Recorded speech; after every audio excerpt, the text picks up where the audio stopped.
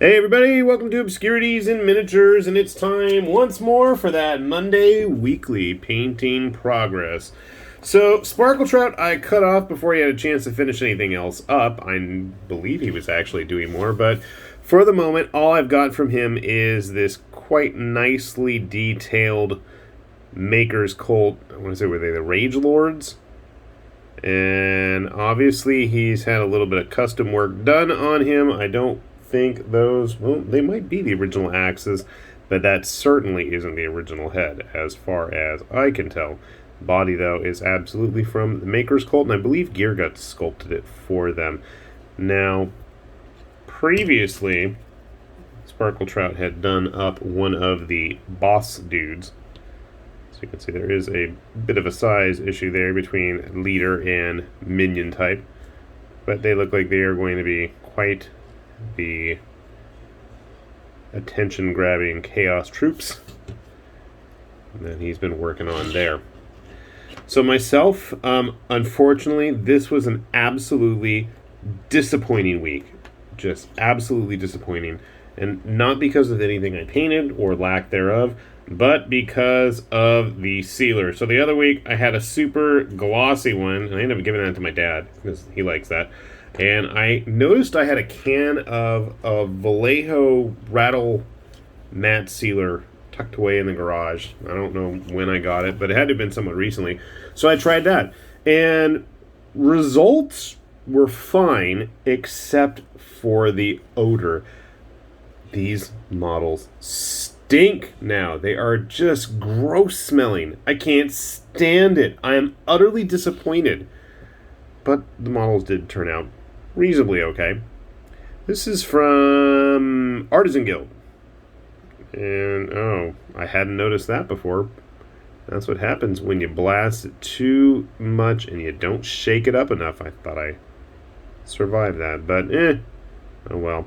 I tried to write the kanji for Amphibian on his back banner, and then I got a hard time from everybody in my family about it. But that's okay. He's a big froggy. At least from a distance, it's not as noticeable. I definitely needed to put a couple more coats of yellow on the back there. I don't know, we had a somewhat aquatic amphibian theme going on my table this week. Besides him, we painted up this random orc from Avatars of War. Why he's wearing a turtle shell and a skull, I don't know. But he is. So that's how he got painted. I ended up working on a lot of green stuff this week. Almost finished up Headcracker's Mad Mob while I'm at it.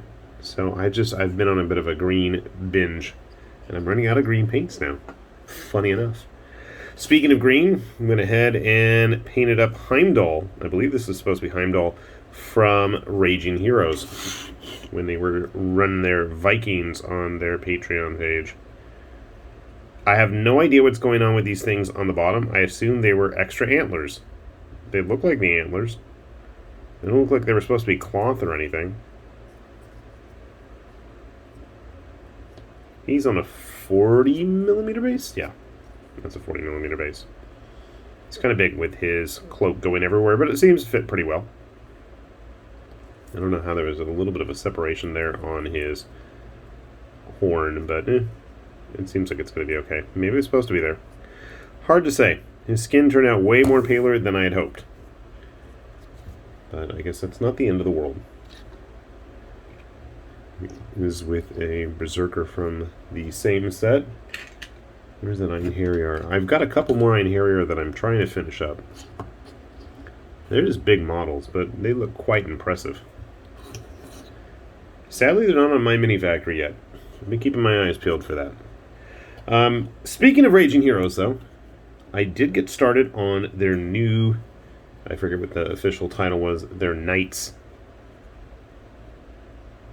And unfortunately, this is what happens when you play around with new primers, and I can't tell. It was nice and shiny originally, but when I sealed it, it kind of turned out blah and gray. But I guess maybe in the future what I should do is just do a gray knight in gray armor. That might work. The gold came out okay. Need to touch up a little bit on his handle of the sword. That is a gigantic sword, by the way. I just could not resist printing this guy up. He is a little bit dwarfed by Heimdall there. And the Iron Harrier, though. So, I'm going to have to paint up some more of these guys, but I don't think I'm going to do them in silver. I had to do one kind of normal knightly dude. Way more impressive than the sad little Basilians. Not that they don't have their place on the tabletop. Let's see what else. Oh, I had another Avatar of War. The Totally Not Krell. And I'm thinking those white spots are from the sealer as well. His head kind of lost its definition there. Everything else seemed to turn out okay. But technically, if I was going to do Krell's axe correctly, it would be the whole thing would be kind of bluish. But, good enough. It's not the best paint job, but it shall suffice. Actually, for undead type stuff, it doesn't really matter. Yeah, from far away you can't tell. We can leave my hideous cluttery paint off camera. Alright, here is a totally random Cyberforge model. This is from Titan Forge's sci-fi line. Obviously some sort of elfish type model. And very simple, simplistic paint job. I didn't know what to do with her. I think it's a her. Doesn't matter. I like the green blades. I need to paint more of this. I've actually got a pile, and I mean a literal pile, of sci-fi, cyberpunk, Titan Forge models that I have just not gotten around to filming, painting, doing anything with. I really need to rectify that. Maybe one of these days I'll just do a video of all the random figures of theirs I printed out. I mean, I've been doing their Patreon, I think, since it started. There's quite a bit at this point. Never mind all the modular infantry I've doodled around with. And finally, we went ahead and tried to paint up one of the more recent creature caster guys.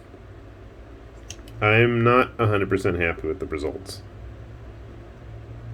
I wanted a very mottled skin tone, but everything else seems to have, like, just all of the shading. The shading seems to be there still for the skin, but, like, everything else just seems to have completely disappeared. I know it's way too close, but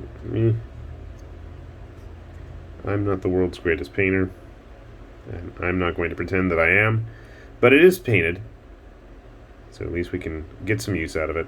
There's always games like Rain and Hell. I'm sure he'll find good use there. So, other than the fact that I've now stunk up this week's models, and I'm going to need to find a way to deodorize them, if you guys have any suggestions, my God, please let me know. I mean, I can smell them, like, from the other room. It's very sad. Because they're nice-looking models otherwise. But we're chugging away here nonetheless, getting things finished. Hopefully everybody out there is as well. And good news for me, thanks to the few people who are continuing to support our Patreon page and the fact that I've been quite wise with hobby investments and eBay sales, I've actually been able to afford to get a newer, bigger printer. So we're probably going to get one of those Elegoo Saturns, and I'm going to be making some big, massive prints that probably are going to take me forever to get around to painting, if ever. But all of your support out there is absolutely appreciated. We'll put a link down below if you want to help contribute to the cause. It's always, like I said, greatly appreciated, but I am going to enjoy putting out some big, giant prints in the near future. I already know exactly what's coming up.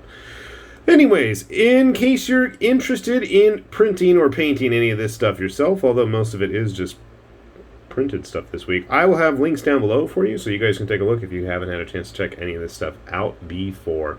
And with that said, this has been High Lord Tamberlane with Obscurities and Miniatures saying thanks for watching, and we will see you back here soon. Bye-bye.